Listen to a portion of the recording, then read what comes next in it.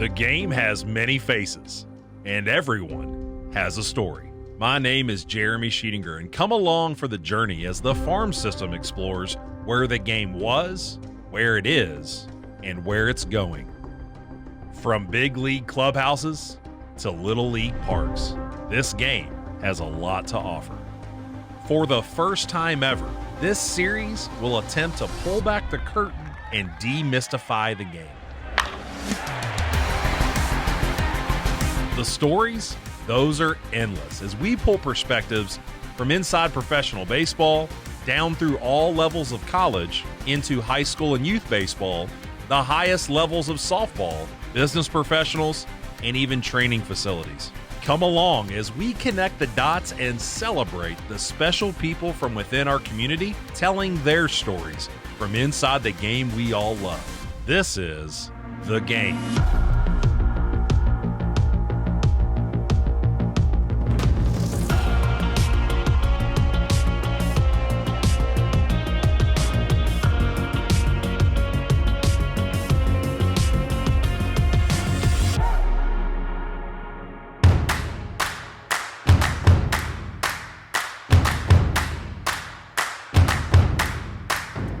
All right, well, welcome to the show. I know that you guys just joined us here out of episode 8, and we really want to dive into and just kind of give the perspective of why we started the project in the first place.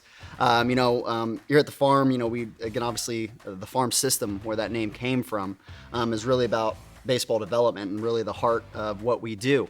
But why don't you kind of talk through some of the ideas that we had around just over the overall project, and we'll go from there. Well, also with the farm system too, I think that the idea with the brand as a whole was to connect with people where they're at. So strategically kind of partnering and picking people at every level to holistically tell kind of the game from their perspective and connecting with those audiences to kind of unite the game.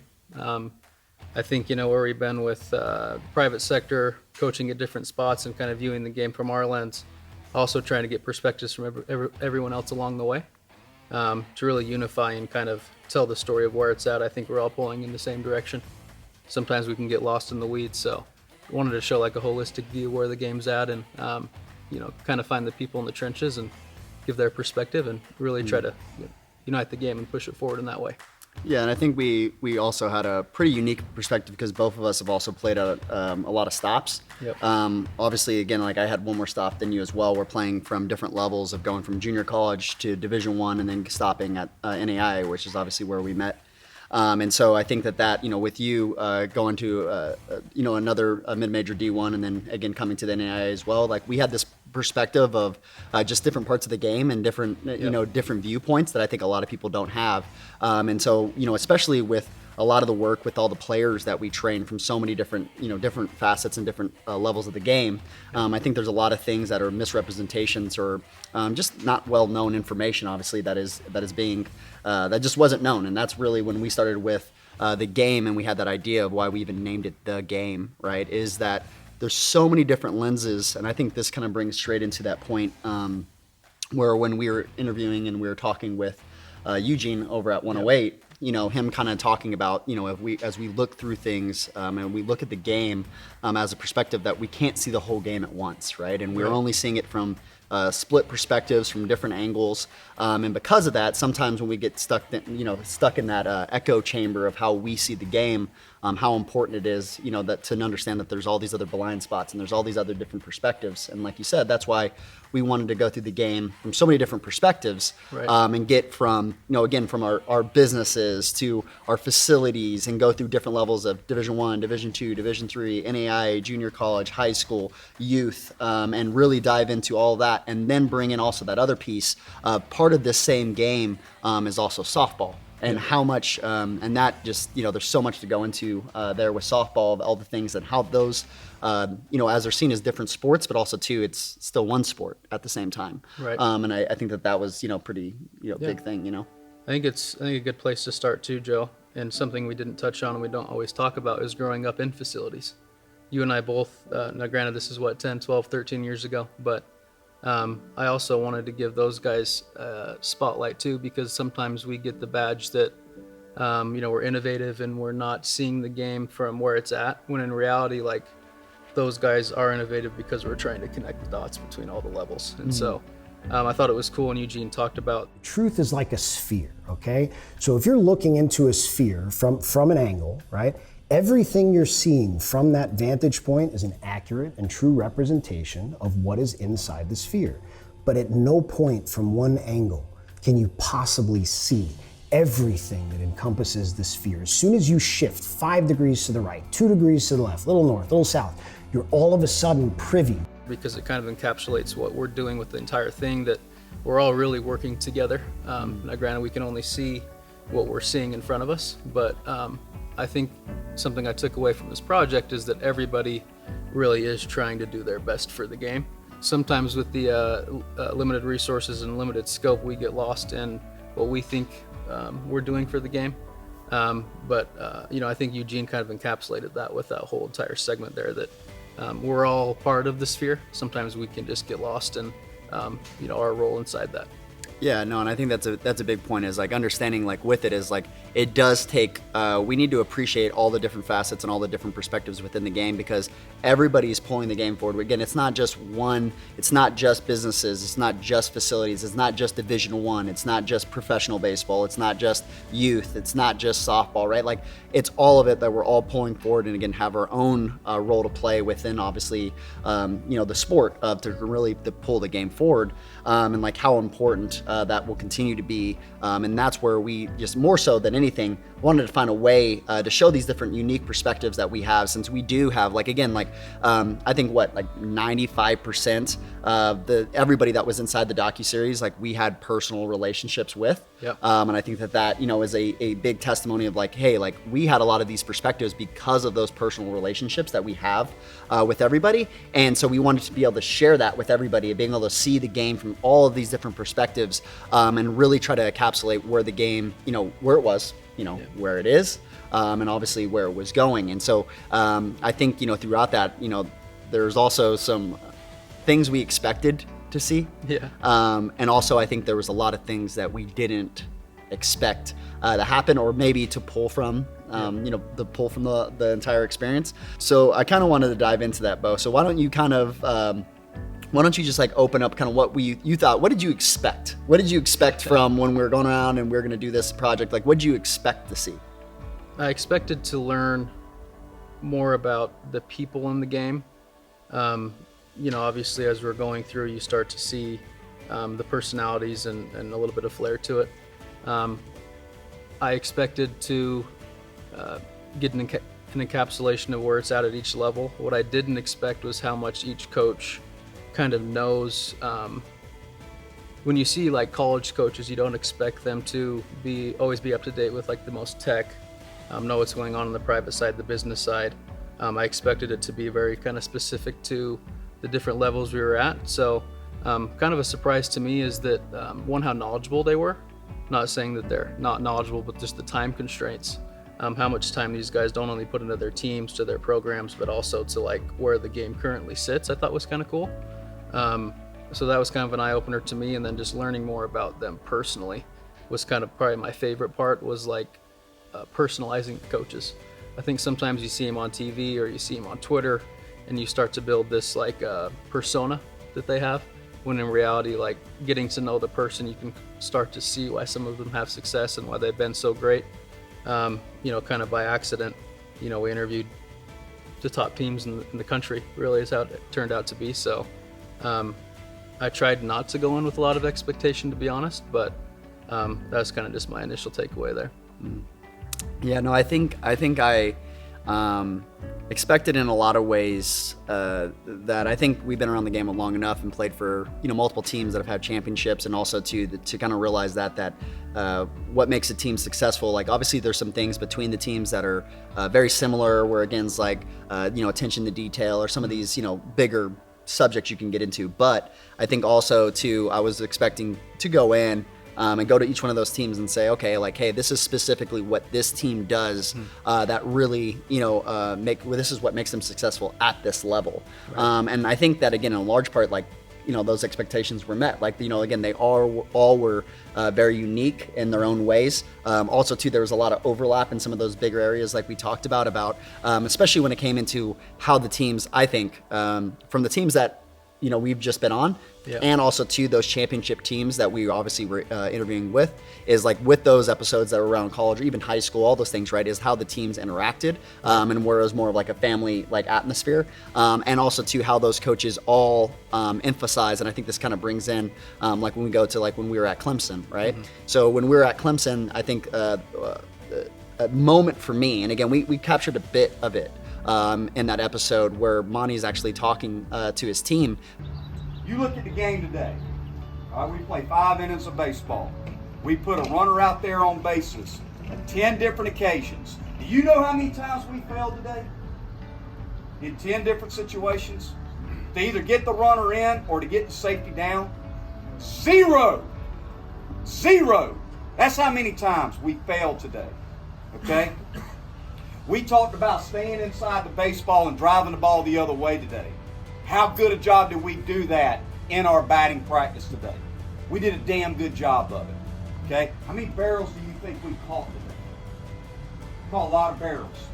Okay? We walked 8 times today and we struck out 3.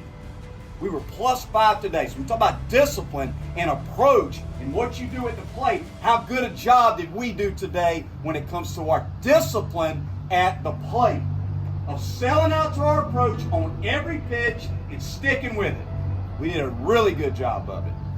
Okay? And pitchers, I've already talked to you guys. We've been doing a great job of executing. We didn't do a great job today, but we've been doing a great job collectively of executing pitches and not worrying about the results. We have. Okay? We have, and we will continue to do that. Okay? We will continue to do that. Okay? We got a game tomorrow. We got 14 innings tomorrow. We get a chance to play somebody else. Hallelujah. Right? We've been playing each other. And I know it gets old. I know it. But we get a chance to be one team tomorrow. One team competing together against somebody else. Right? So we're going to have a shit ton of fun tomorrow. Right? We're going to have a lot of fun, man. This is why we've been working so hard to get to this point to play against somebody else. So be the best teammates you can be tomorrow, right? Every time we're going to play 14 innings and guys are going to toe the rubber. 14 different guys are going to pitch tomorrow.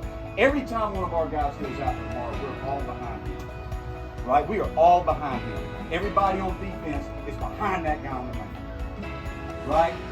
I want their head coach to say, God dang, you talk about good energy and doing things the right way. Man, your guys brought it every pitch. That door says compete every pitch. When you walk out here, you compete every pitch. I compete every pitch. When Max Wagner's up at the plate, let's go, Max. Let's go. Get him right here, Max. When Olenchuk's on mound, let's go, Ty. Make your pitch right here. I got you. I'm going to make a play behind you right here. Right? That's what we've got to do every single pitch tomorrow. I don't care what the scoreboard says. I could care less what that scoreboard says tomorrow. I want to see a team compete every pitch and compete through each other. When you're in the dugout, you're on the field. You're on every single pitch, cheering for your teammates, behind your teammates tomorrow. You understand that? For 14 freaking innings. Okay, we're going to play with great energy every single pitch tomorrow. Okay, we're going to enjoy competing. Tomorrow's just about competing. That's all it is. We've already put all the work in. It's about competing. And that's what we're going to do tomorrow. Y'all understand that? Okay? That was only a fraction of that entire segment. Just a fraction of the actual speech that he gave. And again, like with that is like that speech to me was more so the epitome of what these coaches were, talking through. And so again, like for example, like when in that speech, why don't you kind of open up how it started, like and what his purpose was. So Monty started it.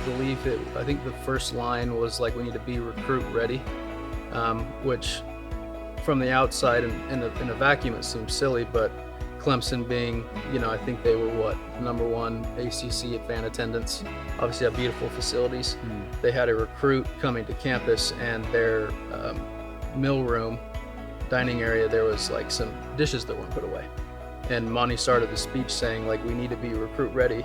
And and it's not about being the recruit ready. It's about being disciplined, having our stuff in order.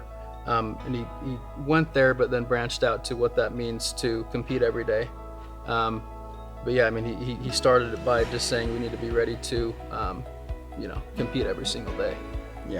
Yeah, and I think the big piece with there is like, I remember when that all happened was he was like, hey, like, I don't know if you want to get this on camera. And I'm like, that means absolutely we're getting it on camera. And so, again, as he like kind of goes into that speech, it's actually funny. It was like one of those things where he's being passionate and he's, and if you would have turned the sound off and didn't hear what he was saying, you'd have thought that he was mad, but he was very empowering in those speeches. And he was saying with a lot of passion of like how when you go into games, how they need to pull for one another and how they need to be there when, someone again doesn't execute, and how they need to be there when someone does execute, to be able to dug out and giving them, either pats on the butts or giving them high fives for what they did, right? And so I think it was a big speech, a moment right there of him saying like, hey, like we need to come together as a team, and that is not only the attention of detail, but also as well, like, again, when it comes into, in our games, when we're in the dining room, how we're around campus, all these things. And he started going into a lot of that, which to me was like,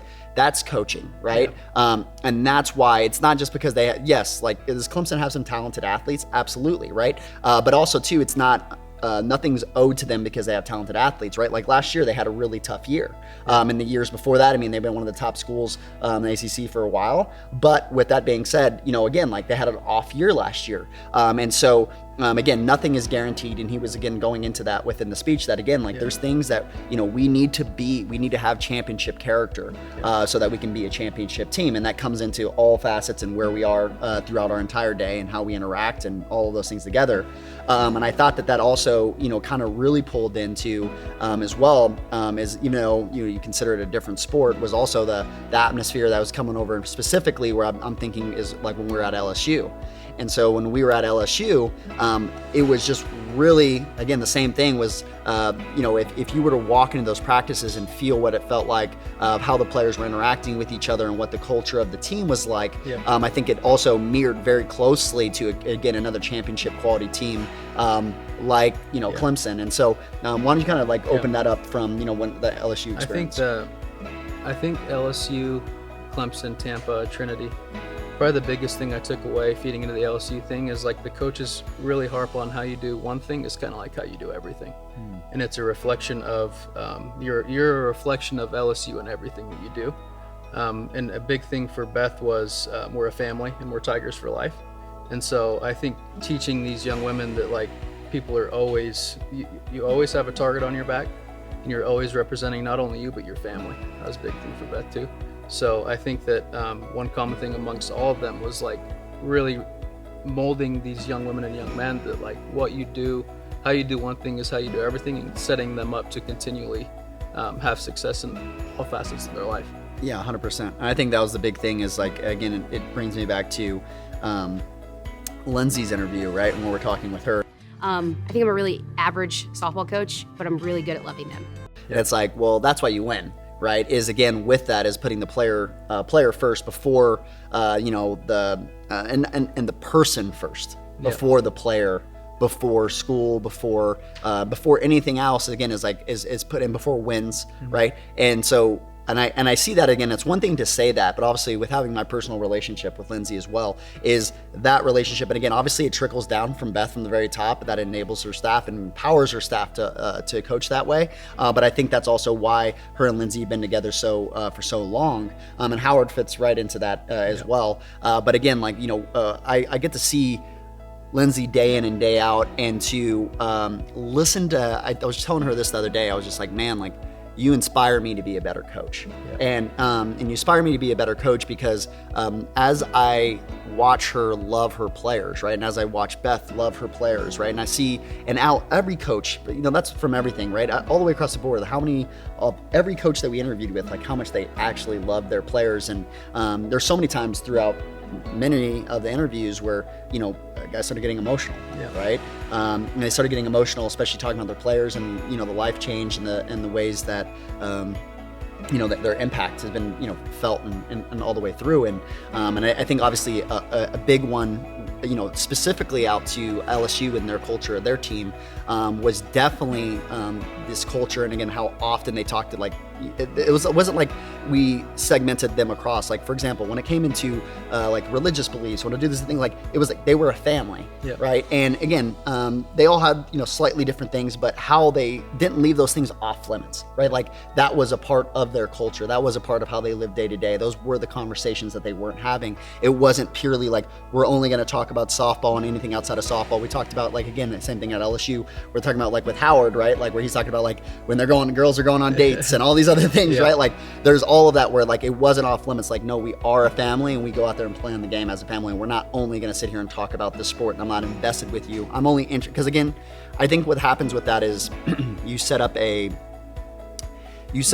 like more of a transactional or like relationship that's conditional, and all of those coaches were so focused on where it's like, hey, again, it doesn't matter if you're our starter, or it doesn't matter if you're from our bench, or also too if you're redshirting this year or whatever that looks like, and also it doesn't mean that, again, like I'm only invested in you because you're playing, right? And because of what we're doing on the field. They had this relationship where it's like, hey, I'm genuinely interested in what's going on in your life. It seemed like everybody felt like they had, they were loved, they could authentically be themselves, and obviously that creates a culture of success.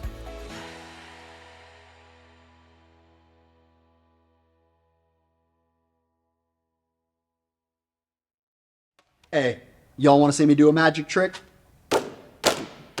Bam, baby! Y'all didn't know that was coming on. That's some magic right there. All right, listen. This is called the Farm Board Max. Okay, listen, before I already hear the gimmick guy, I already hear the guys coming in with the gimmicks. What's the difference between this thing and also that little farm board that we also got as well? Man, I already got the normal farm boards. We got the Farm Board Max coming out. Okay, listen, this is a brand new tool that we've been utilizing with so many guys in-house. Listen, I've had pro guys tell me, right? Listen, this has changed my life. This is the tool. This is what I've been looking for. This changed everything for me. I won't even bore y'all with all the things. I want you to feel it yourself, okay? So Farm Board Max also is coming with, and you guys been long anticipated. Y'all been blowing me up here for a minute. You guys have been going after me saying, listen, I want a Farm Board Level 2 course. Well, guess what? New tool, new course. Thank you, Jesus. And this course, we're going to cover so many different things. One, about the philosophy, the things that actually, what we got wrong in biomechanics. Yes, I was wrong at certain points in my life too, right? All right, some of them are yesterday, some of them today. We just keep moving, okay? Things we got wrong, things we've learned from having a force plate in-house, different breakthroughs that we've had with athletes, and different ways of looking about utilization within all of that. And also two, drills that are attached to it, and also different ways we use it during prep work. And also, what is the difference between a Farm Board Max and a normal farm board? When do we use it? Why did we need another tool? What's the differences between the two? How do they give unique feels? What is all that? We're going to cover all of that in this course.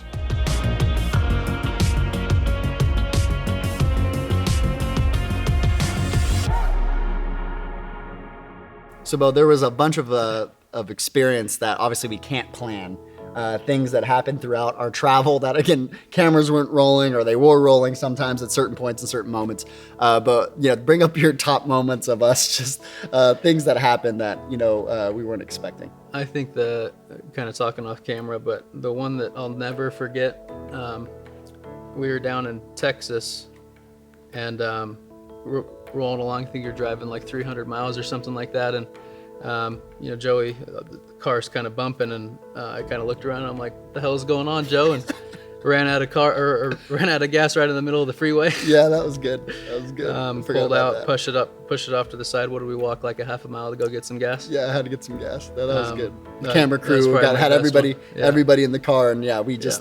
I remember us thinking about that. The same thing too. I think we were deep in conversation, and I kept telling myself, "Oh, the next exit," and then all of a sudden the car starts sputtering, and it's like, "Oh yeah, we're pushing this thing," and also we're gonna be late to our shoot now. We ran out of gas. That's my B. Boy ran out of gas. That's my B. I was. That's mess on me right there. You go ahead and put that in my book. put that underneath my stats. That's it.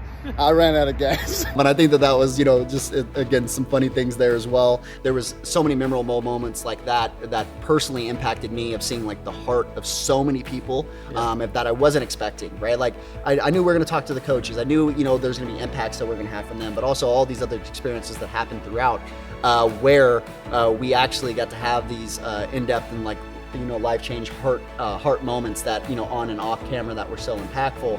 I think that were big. I think also too, one of the big ones I think was, we were kind of expecting, and again, kind of like you were saying about like information that coaches have and they don't, and also the differences between levels. And I think one of the big things was also these different levels of us knowing there's some of these programs that have been successful for a large period of time before really the tech blow up in the space. And so, for example, you go into schools like Tampa, they've been good for a long time. They've won multiple, they got rings all over the place, right? Yep.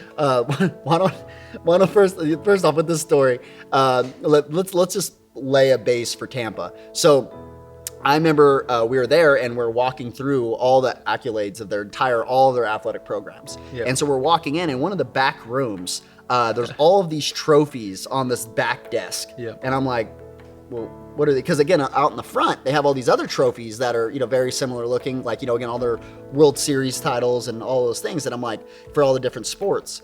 So we're walking past and we're like, okay, I see these. And then we walk into his office. And then there's a trophy sitting there on the ground, right? That's holding the door open. And we're like, okay, it's a doorstop. Like, what is this, right? Yeah. And this was a regional championship trophy. And how funny that is that they had so many World Series titles and then he said in that other room, all of those other trophies were their other departments and other sports. Those were regional champion trophies, and that they don't display those. Yeah. Like, that's the expectation, is that they use these as doorstops. Yeah. Because it is like, I remember him bringing that up, that, like when they came in second place, right, that everybody in the athletic department's asking him, like, what happened, right? And that, like, that's the expectation, is for them to win the World Series. And so I bring that up to say, with that as well, is that off camera, Joe and I had a big, conversation where he was talking about when we started going into some of the things about tech. And this really ties in with a very similar conversation I had with the coach at Trinity, right? So Joe Urso, and then also all of almost the whole staff at Trinity, except for the pitching coach, who was, a lot more, onto that side of the tech side, which again, pitching typically is a little bit more advanced and open to some of those ideas. But I think it was a big piece where both of those conversations are being about when we brought up like launch angle, for example. And I think in that episode, we left that in there strategically. And I think it did a really good job of painting the accuracy of success at different levels, even with difference in information. And also understanding of where the game is currently at and what coaches think at different levels. And so us having that conversation, I think, was big with when it brought up, specifically with Joe. That was, I remember when that first happened, where we're talking about like launch angle, right?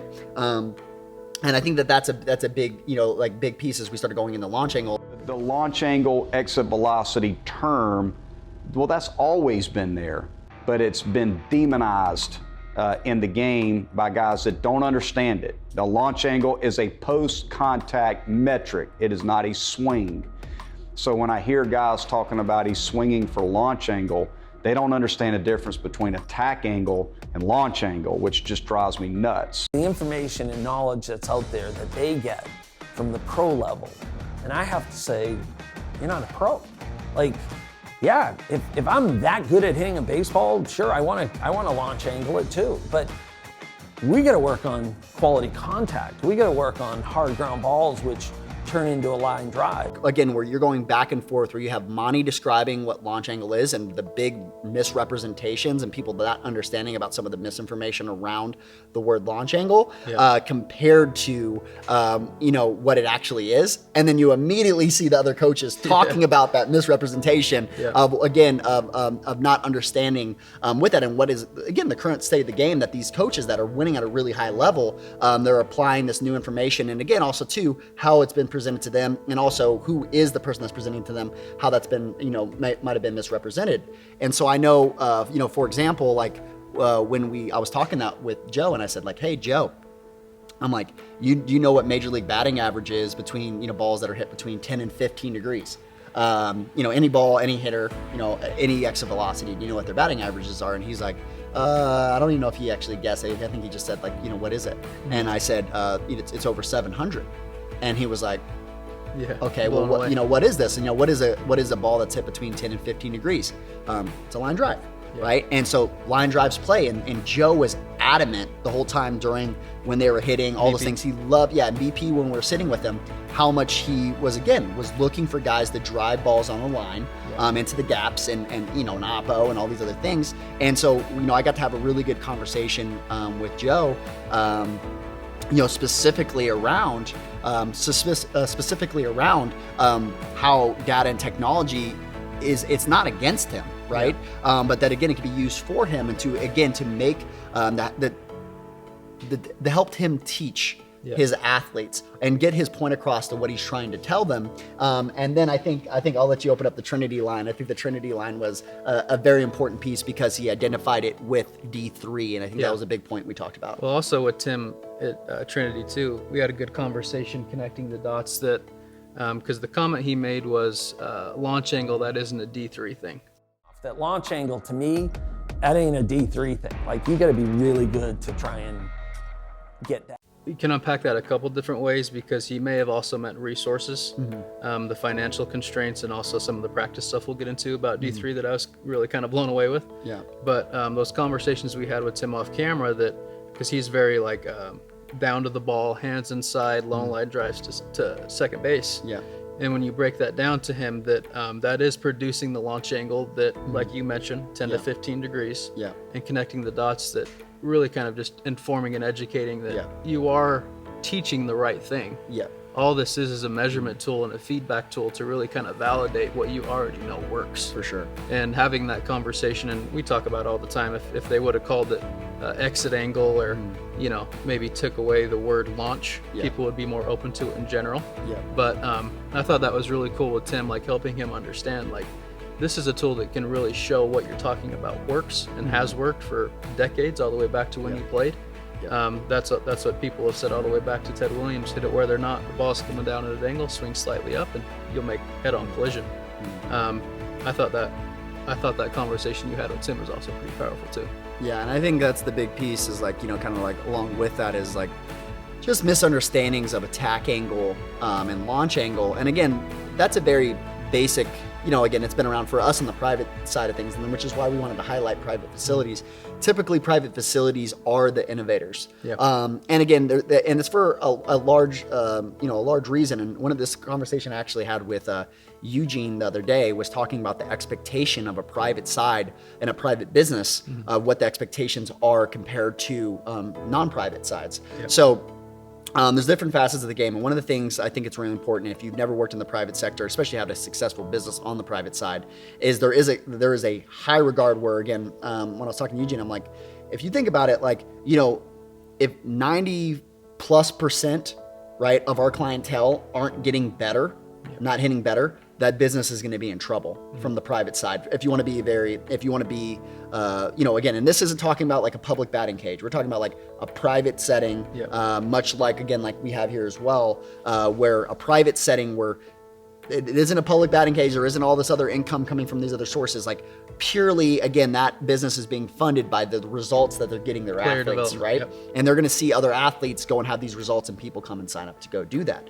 And so if you look into programs, and you look into even at the pro level, youth level, all the way across the board, even if they're getting like 20% increases over there, or again, if the guy's just not getting worse and he's just getting playing time and learning some like baseball IQ and some of those other things, again, it's just a very different expectation. And so because of that, it forces the private side. It's like, hey, we need to get more guys better. We need to help more dudes. And there also is like we're talking about with the time side, it's very different in a team setting than it is in the private side. And we've had the ability where we've coached to have some of those time constraints as well. That really can be in that same sense of being like, hey, the private side is gonna always have to be innovative, and that is like their role to like try things in small bunches with their small groups and see what works, test it. If you're wrong, we can adjust course really quickly. Where again, in a game or again a team environment, they're gonna get hitters ready and again pitchers ready in a very limited window because of NCAA regulations, where it's like, hey, this guy's got to hit today. I can't. I think a lot of people don't know and understand from the private side and some of these facilities that we featured of how detail oriented and how much change they're doing with athletes. Where in a team setting, this could have took 30 years. Where in a private setting, we can get it done in a year, 2 years, right? And it's because a lot of it, the time constraints and what the goal is of that task and utilizing that private resource. And so I think it could be a really big piece there that people can miss, is that because of that, like there's an appreciation for the private side going into that. Now, the kind of getting back to the main thing of, the conversation that Tim and I were kind of having afterwards is like when we're on the field of saying like, hey, like, I get what you're saying, because again, at the end of the day, what we need to do as well is push back the language that we're using. It doesn't matter. And shout out to our guy, Carlos James, my coach over at UAPB. But he used to always tell me is, again, don't hear the bark, hear the message, right? And we talk about that all the time.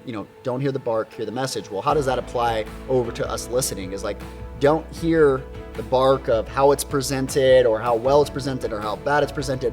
Hear the message or what they're saying behind it. And so when Tim said that's not a D3 thing, what I ended up hearing him say is like, what I was hearing is how hard they're hitting the ball, right? So for how hard his players were hitting the ball, trying to lift the ball in the air was not giving them very good results.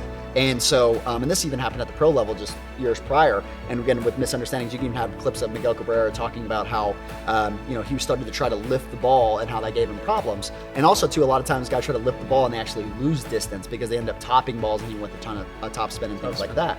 And so I think it's a very interesting piece, again, as we started to talk through that, as being like, hey, you're right.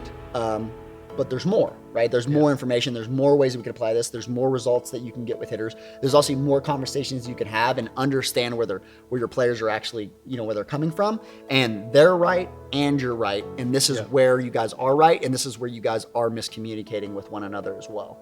And those were some really powerful conversations where I wasn't expecting as well, is as we were traveling the country, to have some of those conversations to connect the old school and the new school of some of these programs that have already been really successful, and them knowing, even Tim and Joe both knew, and they've been moving that direction, is moving more that way. And I think one of the big things that was a big point that you and I constantly talked about as well is the real differences between the levels. So I kind of wanted to get into that of like we did a lot of different levels, when it comes to the purely teams. Let's kind of dive into that of the differences between these different levels and what that what we actually saw from being at each level. Sometimes back-to-back days. We went from like LSU to the next day going to a D3, right? And being like, obviously there's some differences there, but also too, let's kind of dive into also that. Going from Arizona State to Central Arizona was kind of a big one for me in the sense of, you go from Arizona State having a campus, maybe 2 miles in size, to Central Arizona having one the size of this parking lot outside. But I'd say the energy and the expectation were almost the same. Anthony with limited resources has done a tremendous job at Central Arizona. And one thing that was common in him and Trish was, one, their open-mindedness. I felt like every coach we were around wanted information from us. When if we go back to the expectation with the show, it was more like, let's go figure out their information, which is kind of ironic to me. Like, we're here doing your show, but you want all the information that we're doing too. I thought was pretty cool. Obviously, the resources, the campuses, the facilities, pretty big drop off in some of those things, which were expected. But I also will say that the junior college and NAIs, they do a really good job with what they have. For sure. Especially Central, man. Like, literally, I think that's all that there was in the town was the school. And I don't even remember seeing like a gas station or anything for a couple miles. So I think that doing the most with what they had, and that's another program that's been good for a couple decades now. and then obviously the willing to love their players was a big one. And the talent level really was not a huge drop off. Yeah. Honestly. And we talked about that before being NAI guys, that there's talent everywhere you go. But I think going from like program to program, sometimes, like you said, pretty quick turnaround, there wasn't a huge level or a drop off in talent.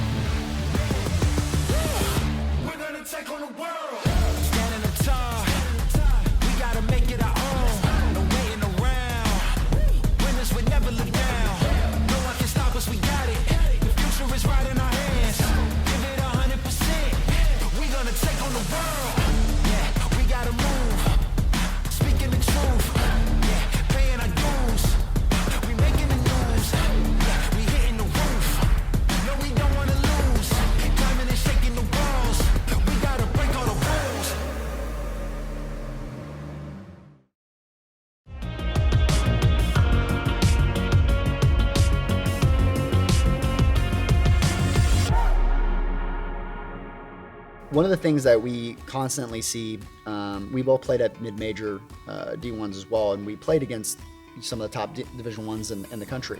I think one of the things is, again, like you said, that there is talent everywhere. The big thing I think is between the levels is depth of talent.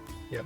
Right? Where like there's talent everywhere, but again, like that backup, that backup shortstop for LSU is a stud, dude. Right? Yeah. Right. Or a girl, you know. But again, like that backup shortstop is a beast, right? And also too, like the backup center fielder is a beast, and they would play at most places in the country. And again, it's the same thing as well, right? Like if you look at Sheets' program right over there, or you look at you go into Dinkel's program at SEU, right? Those two teams would steamroll a lot majority of especially like mid-major D1s and down. Like, I mean, and even with that, right, they're going to give a high-level D1 a run for their money. Now, don't get me wrong, at those highest levels, again, you're playing Vanderbilt, or you're playing Florida, you're playing somebody like that as well. The depth of talent is going to be different, right? If you look over a series, again, that's when it starts to get like, okay, you're going to start to see some of these separations. But I think one thing that gets, misunderstood quite a bit is understanding that, again, even the same thing too, we look at the junior college level, right? Like Central Arizona will roll. They're nasty. Same thing. Some Division I teams will get rolled by Central Arizona, right? And that's a big thing that a lot of people I don't think understand. And again, I've played at a lot of those different levels, and also too, like again, I know coaches and teams at a lot of those different levels, and also as well, like there is some schools that are even open to playing those teams where it's like it's clearly seen where again NAIs that are playing some of these Division Ones and they're beating them, right? And that's been happening 100%. A lot more over the years. And as coaches become more open to that and see it as like again a lot of Division I programs like don't want to do that, or a Division II program doesn't want to play in an NAIA school because they see it as like a threat. But if we look at it as purely competition and like really showing these different levels of how closely related they are and that there is talent everywhere. And there obviously is, like one of the things I want to be straight with was like if you look at like the NAIA, right, like your top 15 teams, right, are really good, right? I think there's even a big drop off from 15 to 20. Like there is a drop from there, but definitely after 20 there's a steep decline, right? And so while there is talent everywhere, it comes back to depth, right? And how much of depth of talent do I actually have? But yeah, there's plenty of guys at the NAIA level or any of those levels where like that guy comes out and it's like, dude, that guy's throwing 98. It's like, what are we talking about, right? So it could have been a grades thing. It could have been and Dinkel kind of talked about that too as well, of like knowing the type of player that they're going to have and who's going there and what that looks like. And I think that again, they could have had some trouble in the past. They could have ran out of some eligibility. It doesn't mean that they're not a very talented athlete. And also you can look at that when you just purely look at draft picks and how the MLB is recognizing a lot more to the talent at that level as well. When I was at our team at Sterling, like I said that like our team at Sterling would have rolled my Division One, program at the time that I just came from, right? And I was expecting to go there and be like, oh, I'm going to be a dude here because I'm stepping down, because I didn't understand the level. I'm like, I'm going to go to NAIA, like I'm going to be a dude here. And I show up, and again, like you're at third base, I see you take 3 ground balls, and I'm like, all right, I'm not playing. That's great, right? And so like that was not what I was expecting, and I had to experience that to be like, man, like I was expecting there to be a step down in talent here, and this was a step up in talent. And I think that was a big thing to realize. And also the same thing as well is even at the high school level, right? Like I'm telling you, like again, Basic's gonna give. They're probably gonna beat they're facing the top. They're facing the top high schools in the nation and beating them. And again, like I said, if they're gonna go against, they definitely would have beaten my junior college, like undoubtedly. Right. Sure. And so that's something to keep in mind as well, as like how competitive it could be even at that level, where again, they're gonna come in and give some teams, quite a bit of trouble. And again, don't get me wrong, like again, the same thing too, there's a level of what they can compete at of what that looks like across the board. But yeah, like again, like that high school is gonna beat a lot of programs in the country, even too, like some Division 2s. Again, there are probably some Division 1s out there that they could beat. Again, within a series. Different things. Understand depth of talent and what that looks like, and some maturity there. But I mean, just not undervaluing how good some of those teams are. Even youth teams, man, with the Rudy and ZT. Like, I was reflecting after that day, and granted, we do train some of their guys, and having seen them play, like, there's some 13, 14-year-old teams that would probably beat some high schools. That's just the talent and how athletic and how good these kids are. They're the top players. They're the top players in the country. Yeah, they're going to come in. They're your freshmen that come in and start on varsity the next year 100%. Anyways. And again, like that kid's most likely going to get drafted. I mean, we're talking about like top 1% of youth that we interviewed, obviously, again, that top level as well. Them going to high school, again, if you had all those players, the top players from around the country, all on one team, it's like that team's pretty loaded. A big thing to notate. I also thought it was interesting too. Maybe you can unpack the how Rudy and how some of those good youth teams view development. I think there's a lot to pull from coaches watching that episode. For sure.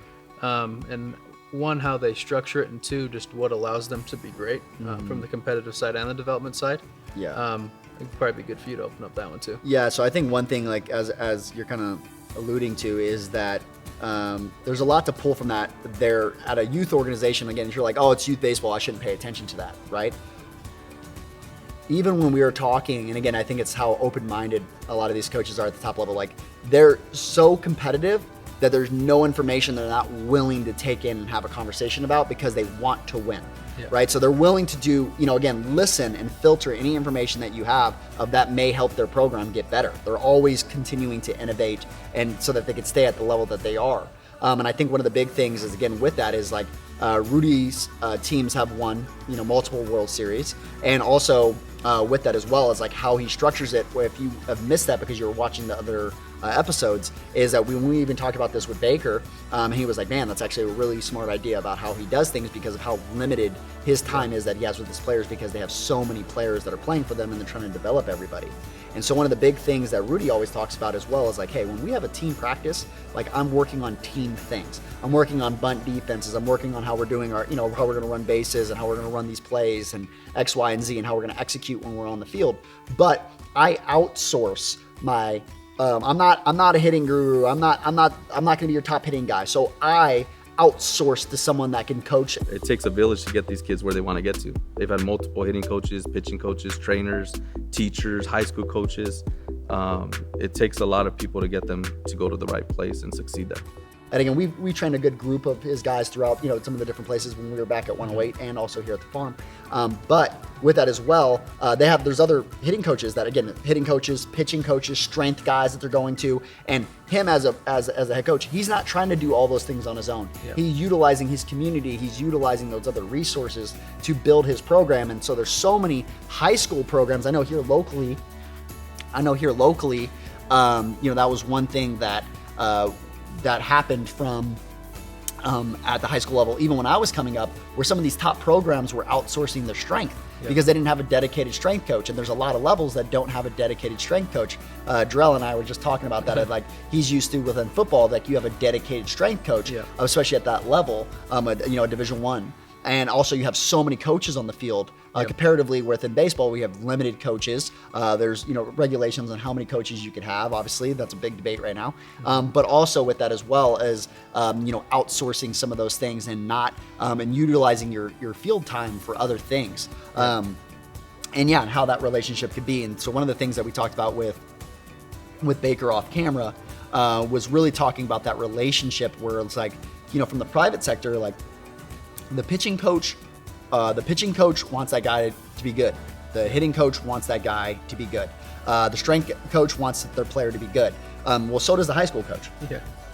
We're all pulling in the same direction. We all want the same thing. There is unity in us working together rather than being at odds and going like, well, who you're hitting with. Oh, no. Like, let's open up that conversation. Let's have those conversations as well. Because again, maybe that's one thing that they're working on inside the private facility as well. And again, I think I think every private facility that we went to, including the ones that we've, our personal one here, and also too, like 108 where we were there, is that our relationship with coaches were very different. Yeah. It wasn't us against those coaches. It was us communicating directly with those coaches and what they were seeing, and we were a team, even though we weren't at the same facility, and how important that was. Yeah. And there's so many programs around the country that could pull something from that by not trying to do everything and outsourcing. That's kind of why part of my goal with the facility one was to break down that wall of, one, they're not open-minded, and two, they only teach one thing. I had probably 4 or 5 college coaches reach out to me and say my perspective of Eugene completely changed from a guy that is pretty passionate and sometimes only tells one side of the story if you're viewing it from a social media lens, that they really do kind of marry the two, old school and new school. And the relationships that they really have with coaches is a lot different than sometimes the perception to the community is. And so I think opening that door too, to allow people to see that these guys do speak the same language as you, and kind of build those communication lines to where they're more approachable.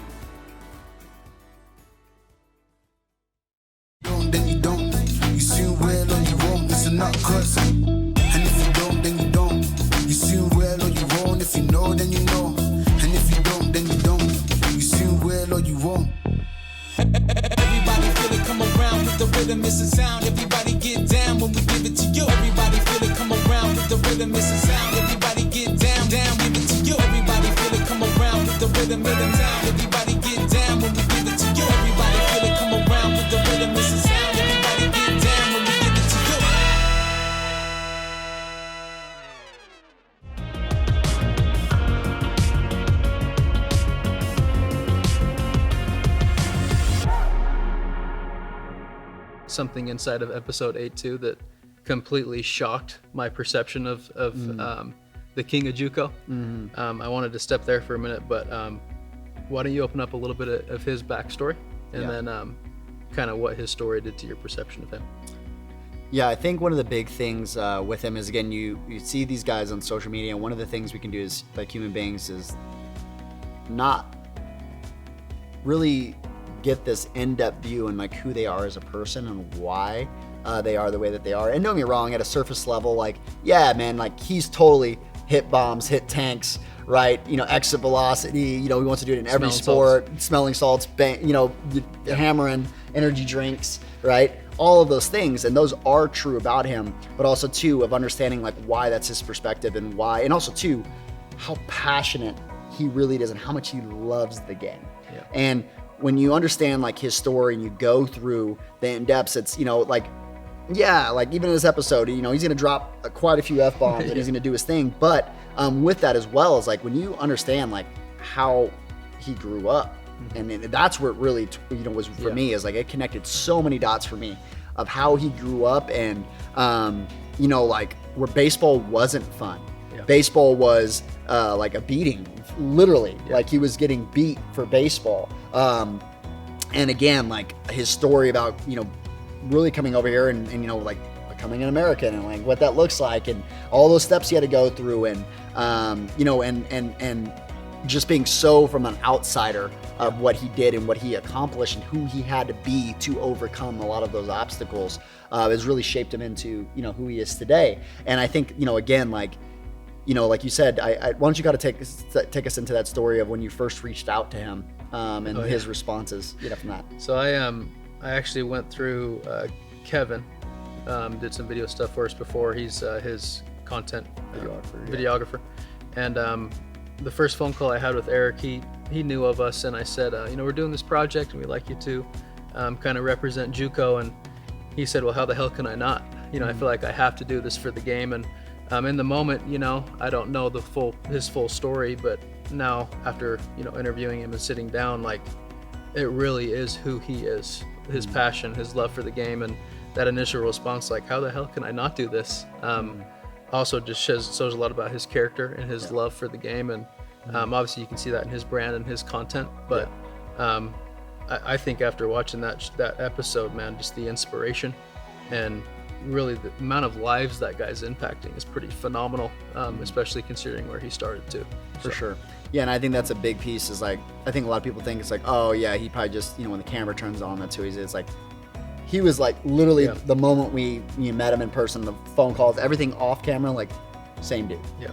Same dude, and had that same perspective of going in. And I think it also hits on, and one of the things I wanted to go through as well is one thing I wasn't expecting, and it was so big for me, was every level, every business, every private build, every pro team, every youth organization, everybody that we interviewed and did this project with, their perspective on they were trying to get better. Yep. Right. Like, and in every facet. So like when we were with, let's go ZT, right? ZT is building all these fields. They're trying to build more facilities, trying to get their players better at a whole holistically, from like overlooking and like all the things that they're trying to do. They're like, okay, we need to make our fields better, and these are the ways that we're going to go about doing that. Okay. Well, then we went to junior college. Oh man, our facilities, these are all the things that we're trying to do, and we're going to do all these things. And I know it's not LSU, but these are the things that we're trying to do, right? And that was when we went to Trinity, it was something. I was like, hey, I know you guys just came from LSU, or you guys just came from Clemson, or you guys just came from them. Well, it's so funny because we're at LSU and they're like, yeah, we're going to keep getting that, but we're very grateful for what we have. Here's all the things that we want to do in the future. This is what we want to build out. These are all the things that, X, Y, Z. And the biggest one for me was when we were at Clemson. So when we were at Clemson, and that was when the docuseries became real to me. Like I connected when I walked in. I'm like, wow, what we're doing, right? And so when I got to Clemson, and then we ended up walking around, and we're sitting here in awe of what they built. Like, wow, what they've done, right? And Monty comes out of the room and he looks over at the orange seats behind home plate, and he goes, yeah, we really got to get those replaced. Like those, they just really been in the sun for a really long time, and we got to get those back right. And I'm like, we're sitting there laughing, and it's like, yeah, you guys really got to clean this place up. It's just that, but again, it just gives a perspective is like, no matter where you are, again, it comes back to, and then shout out to our guy, Evan Wise, who always says this again, who's on Sheets' staff over there, is how big that is of being like where the destination is the disease, the journey is the reward. Is that, again, there isn't some other place that like once I get there, then, well, if I was just at LSU, I would no longer be trying to do this with the field, and I would no longer be doing this, and then I'd be good, or then our program would have this, and then we'd have all these, like, it's so easy for you to recruit because you're at LSU. Well, like, yeah, but LSU is recruiting against schools that are just like LSU, right? Like I'm having to recruit against other SEC schools that are all at this level. It's not an SEC recruiting staff going against, a JUCO and what they could pull, right? Like they're competing against teams that can also pull recruits, and now there's the competition level of how well and how much depth of talent you need to be able to do, and how much you can develop these players. It's a whole nother perspective. And so I think so often that coaches, it doesn't matter if you've been coaching for 20 years, 30 years, whatever that is, at these different levels, is they think like, oh, it's so easy because they're here, or it's so easy because they've done these other things, right? Where again, on that other side, like you got somebody like Dinkle, for example, who has been in the middle of nowhere, Kansas. Yeah. The program had never won, right? And it also had a big falling off when he left, right? It shows you the level and again, skill set that he has as a coach, not only to recruit, but also develop these players and also get success. And so I think that's also a big piece. And you talk about this with something that a lot of people could get this misrepresentation, even with Sheets, right? Is he walked into a program that was pretty good, right? That had been recruited. A lot of his players had been recruited before he got there. And then they won a World Series. It's like, oh, well, it's so easy because he walked in this situation. Yeah. Well, it's like 90% of coaches would walk into that situation and, again, not know, one, if they don't have the skill set and the leadership to be able to pull all these people that are all, like, first off, how hard is it to get a new coach, right? It doesn't matter what level, to get a new coach and then win a World Series that year. I would say, how hard is it for a new coach to come in and retain the team? For sure. Period. Yeah, period, right? Yeah. So then leadership from that side, and then also, too, to get everybody pulling in the same direction. Mm-hmm. And yes, like, did he have advantages that maybe some of the people didn't have? For sure. Yeah. Again, he's definitely been blessed in certain ways. But again, let's not take away from who he is as a person, who he is as a coach, and what he did accomplish, right? And so, and again, with that, right, there's all these other things. Like, Sheets in no way is complacent, right? Yeah. He wants to win every World Series for, every year they're trying to win. And again, but how he goes about doing that is kind of the same methodology of how he puts players first, the time he spends with them. And one of the things I think with Sheets that was off camera that I think is important there as well, I think people see the fired up Sheets. But what they miss a lot of times is, again, the same thing. They might be like, he's so nice and he's so they might think that off camera, like, he's not this way. Yeah. If anything, I think the excitement and passion was redirected in a different way, where it's not like, hey, how about that ride in? And it's not, that's where some people see that perspective of him, but also too, being with him in person and being like, the passion also comes out in how long his days are and where he's spending his time and all these things that he's checking off, all these other boxes that give his players, all these different opportunities that he's bringing into their attention and people into their program. Again, just like us, and letting us come in, right? Same thing with Dinkle. Like, a lot of programs where, like, they're using this for to help grow their programs, right? And so I think that that's a big piece of all the work that he does that has nothing to do with him strictly being a head coach, and everything he does on social media and everything he does as an advocate for the game. There's so many things that are happening off camera that his passion feels, and it's not just, getting passionate on camera and raising his voice. And it's who he is. Yeah, it's just who he is. And I think the big thing was like, again, same thing, asking me questions offhand about certain players that he had, some things that could work for them. And also, too, in his head as well, of being like, hey, there's a lot of things, whereas recruiting, and Dinkle has a very similar mindset within this recruiting, as being like, hey, also, too, I know I have a really good team. And if anything, like, we're trying not to make them worse, right? And so they have a perspective as well, being like, okay, how much do they really want to play around with the guy?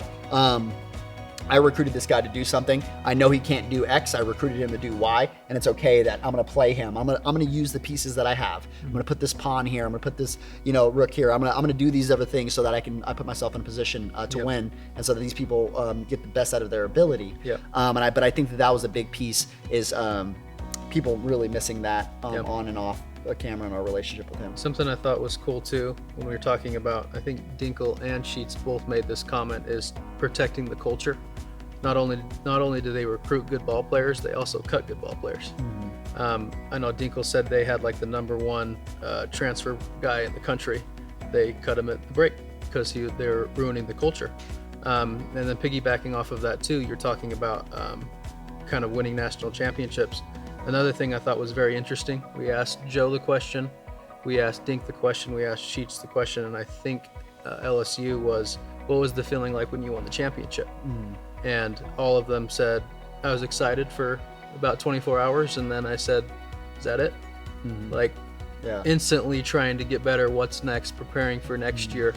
That striving to be great always pushes them to continually be great every single year. I thought that was pretty interesting. Yeah, I think you also saw that on the private side, right, with DJ, for example. Yep. DJ being like, when they had to overcome all the different things to open up their facility and do all those other things, right? It's like, okay, yeah. And so when he achieved those things, it's like he immediately was like, that's not why I do it for, right? And it's just like those other coaches, like, they're not coaching, and you realize real quickly that if you are coaching just to win these championships, how empty that is. When again, it is, with all of them, they understood, and they had been coaching long enough and had figured it out that it was about the relationships, right? And it was about the players that they were impacting and what they were doing for the game and all these other things, where it wasn't a destination that once I get here, then, you know, once I win this national championship, then I've achieved it, right? And it's done. Instead, it was very focused on, again, those relationships and what those relationships were like. And again, going to weddings, and I know Monty was really emphasizing that. It's like man, like in DJ, again, in the private sector, very similar. Like they've coached so many athletes, where again, you start going to these weddings, you start going to all these life events that, again, because you were invested in them prior. And I know for softball, for example, one of the things we were talking about with Lindsay was, you know, Rachel with the Yankees used to be LSU's. I think she interned there as their strength coach, I think. And so I think it was her specific role, or she was the strength coach at one point. So in any case, like with that, like there's these stories throughout the game, and we're all like one degree of separation from one another, of like holistically seeing this game from so many different angles. And so I guess that would kind of take me into, again, as we go this direction, is holistically, what was your perception of what everybody's answer was on like where the game was? Pretty common response that I thought was pretty resounding was athletic, fast, strong. I remember I was working through the LSU episode, and they talked about, or Beth mentioned how she would probably struggle playing today because how competitive and how athletic the athletes are. I'm glad I got to play when I did. I couldn't hang with these guys. They're just too athletic, too competitive, and so fun to see. I was also surprised because most of them were optimistic about where it was at, where kind of from the outside there's a lot of noise about how separated it is and kind of this drift and almost like friction. Most of them were pretty hopeful and optimistic about where it's going, definitely from where it's came from. But I think the resounding answer was like just how good these athletes are, man. Like, people are getting better and faster and stronger, and when I look at them today, I'm like, man, it's probably a good thing I'm not playing today, because these guys are pretty incredible. Yeah, no, I think that's the big piece was, I think the, you know, answer for where the game was. I think back in the day it was a little more because I said so, and you know, I think you had to be open, and if it worked, then great, keep doing it, and if it didn't, try something else, a little more experimentation. All of them were like, hey, like we didn't have, player development when I was growing up was, you know, going to the park, playing catch, hitting balls to one another. And like, you didn't have these private facilities. You didn't have these other opportunities where these players have now to really develop themselves. You didn't have Twitter. You didn't have, you know, social medias. You didn't have these other things where guys can pull this information, your YouTubes, your, you know, all the things that, again, that bringing into the spaces, where all the ways courses and all these things on baseball where I can pull a lot of this information, where it's like, yo, a lot of those guys were like, man, we had DVDs, we had, you know, Eric, like we had P90X. That's what we were doing to work out. Like, it's just very different. Like it's very different, and it's going that direction. I think half of them kind of giggled with that question, like player development, was that even the thing? I remember Randy saying that, like, player development, I think we just threw balls to each other and hit and took ground balls. You know, that's just what player development looked like. So I also thought that was pretty interesting too. Like you said, going into the future, they were all very optimistic and you know, like excited too, where even if they were really old school, they were excited for, hey, I think we overcorrected here just a little bit, and I'm excited for us to get a little bit back towards the middle. And again, when it comes into that other side as well, those coaches weren't upset from where the game had come in a lot of ways. Like, there might be pieces of it where they felt like they overcorrected, but they're like, hey, like, yo, these players and where I am as a coach, like, this opportunity didn't even exist before, let alone at the capacity that we're doing it at now, where, you know, these things are, now we're having everything on, you know, ESPN, and all our games are being showed, and, you know, these guys are getting opportunities from all these different directions, and what we're able to do as a program now is crazy. And so they are also very appreciative at large in general, you know. How I started using the farm board. Our AAA hitting coach, Brian Bancourt, he had a recommendation for me one day. He said, hey, I think it's going to really benefit you if you do the scissor move when you're hitting. So I said, you know, I'm all up for it. I'm all about learning, adjusting. You know, at age 36, you know, I've had a bunch of different batting stances, you know, tinkered with stuff every single year. This game is about constantly making adjustments, and I always say you got to adapt and change to really survive. So that's something that I've tried to do my whole career, and with the farm board, it was amazing. The results I got right away were You know, the first day we were trying to scissor in the cage, and he was telling me the move to do it with my feet, and I couldn't really grasp it. And then he put the farm board on my feet, and it was magic after that. So I incorporate the farm board every single day into my routine. It really helps me with the move that I'm now making in the game. That's allowing me to stay inside the ball a little bit better. You know, at my age, you know, you start losing a little bit of flexibility and mobility, and this has been a great tool for me to bring out that mobility and bring out the best in the usage of my legs. Using the farm board has been a big key for me, and it's something simple, it's easy to use, it's something I can take with me anywhere. It's super mobile, it's super lightweight, and it just really works, it works wonders for getting your legs in a position to hit. I really love using the farm board to get my legs grounded into the floor and to really create force from the ground up. And I think that's where hitting starts. It starts from the ground up, and the farm board puts your legs in a great position to really do some damage and allow your swing to work properly. Thank you, Farm Systems, for the farm board. After 10 years of Major League Baseball, I'm still out here trying to make adjustments and constantly changing. The farm board was a perfect thing for me at this stage of my career.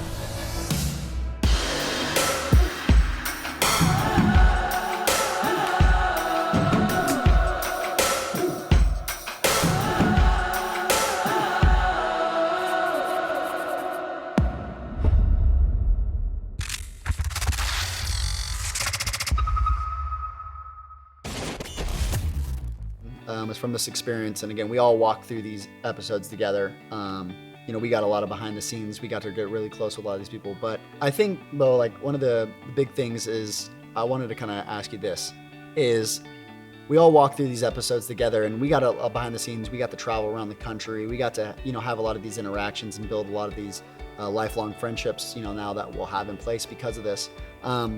But as you walk through these episodes, what was your biggest takeaway from the series? I have a couple, but I think biggest takeaway is just how close we all really are in the sense of our intent for the game, how much we all share love and passion for the game, and how much we want the game to continue to progress. I feel like, once again, the noise from the outside can kind of be that it's divisive, and people want to kind of pull and resist where it's going, but kind of interviewing the different spots, it's like we're really all pretty close, and we're really all pulling in the same direction, even though it might not look like it, because once again, in that sphere, sometimes all I can see is where my place is. So I think my biggest takeaway is that, like, the love and passion for the game will always be there. Baseball and softball, or baseball and softball, doesn't matter what they do to the dimensions or, you know, what people put out there, like, it's still the game that we all love. That people grew up loving, and that they'll continue to love going in the future. So I think the hopefulness, the excitement, the passion is really kind of what I took away, and that we're all really pulling in the same direction, even though sometimes it doesn't feel that way. So I'd say that was probably my biggest takeaway. Yeah, no, I think that's big. Yeah, I think that's the big thing is that understanding and really getting back. When we were at ABCA this year, I remember asking the coaches, I was like, as a coach, like, raise your hand if you're trying to make your player worse. Nobody raises their hand, right? And it's like that unity of understanding, like, hey, we're all trying to make players better, and we're all doing it in a way that we think is best to get them, you know, give them something that we didn't have, or give them information that we didn't, you know, we didn't have, or an opportunity that we didn't have. So I think one of the, you know, the big ways that, you know, I took away with that is, like, from that conversation at ABCA was just like, hey, like, we're all pulling for the same thing. We all are trying to provide our players with different opportunities or information, which is its own opportunity by itself, to really unify and bring forward the game. And one of the things is, again, with thinking forward in unity, is that if we keep that in mind when we see these random drills, or we see coaches or programs doing these other things, or again, when a team has had a bad year like Clemson or something like that, right? Like, no one has any ill intent there, right? Everybody's trying to do their best. And if we can keep that in mind, and again, get away from that perspective, that having this conditional perspective of saying, like, you're hurting kids and you're trying to you know, steal this recruit, or you're trying to do these other things. And, like, don't get me wrong. I think my pastor at church, I think, said it the best way is this. It's like playing slug bug. Right? Like, you don't realize how many bugs are on the freeway and everywhere out until you start getting punched, right? And then you start seeing them everywhere, right? And so I think it's like, with that is, like, with things that are happening in the game, is there things, negative things that are happening within the game? Yes. Yeah. But also, too, it's all about where we look, right? And if, again, we give energy towards the things that we want to continue, we want to evolve, and we want the beauty in that, where that can take the game, rather than us focusing on, where there is division, where there is these other things. And not that there doesn't need to be conversations about some of those things as well, but again, bringing back in the unity of where our hearts currently are and what everybody really wants in the game. And that it doesn't matter if you're on the private side, it doesn't matter if you're in softball, it doesn't matter if you're in, Division I, Division II, Division III, junior college, youth, high school, pro, it doesn't matter, right? Is that we all have a role here to bring the game forward. And we're all have similar views, right? Of, hey, like that perspective and that checks and balances from every part of the game, we need that, right? And the checks and balances of being a big portion of what actually makes the game and corrects it from going too far one way to too far from the other way. We want the guys with a lot of experience that have been coaching for 60 years and share their wisdom. And we also want the new younger guys that are innovative with this tech and can bring this other into the game. And again, how we can prove what these guys and put some numbers behind what these guys have experienced their whole lives. We also need the private side. We need the pro side. We need these different levels of baseball, because everybody, again, these players need somewhere to play, and also too, they're part of this game too, of growing that game. So I think that was, really my biggest takeaway there is like, hey, we all have a role to play. There's a need for every level. There's a need for every different, that dichotomy between all of the different sections of the game, and also that marriage between baseball and softball and what that will be. And so I think those are the biggest things. And I think that was kind of what we set out to show. And to show the beauty and what we see within the game, and we see all of these different levels and how we see these coaches. And I think that this series captured that. Yeah. So we love you guys. Thank you so much for us, walking with us down this journey, and listening to all the stories of the game. I mean, obviously too, you guys are a part of this as well. Your guys' love for the game is what led you through this journey of wanting to know more, wanting to see more perspectives. And again, if you guys are just baseball nuts or softball nuts like us, we're just so thankful that we have this platform to do that and continue to close that gap from the novices and the beginners and the experts in the game. We know that this isn't the end of it. There's so many more stories to tell. And again, we want to open that up to you guys as well. We've already had so many people reach out, so many programs reach out that wanted to tell their story and their perspectives, and what that would do for the game. We want to continue to do that. So continue to reach out, continue to tell us, where to look next, what to do next, and so we can continue to close that gap. And we're so thankful for you guys, but we'll see you here soon.